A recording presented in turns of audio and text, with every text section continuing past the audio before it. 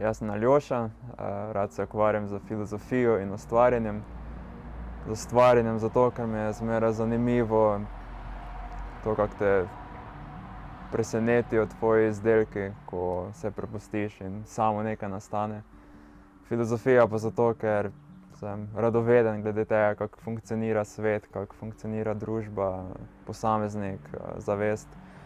In to so neka vprašanja, ki bi rekel, da me veliko zaposlujejo in jih rad tudi vmešam v svoje ustvarjanje, da kot neke vrste dialog sam z sabo, kjer skušam nekaj odkriti, kakšne nove odgovore, ko soočam svoje protagoniste v nekih konkretnih situacijah z nekimi življenjskimi vprašanji.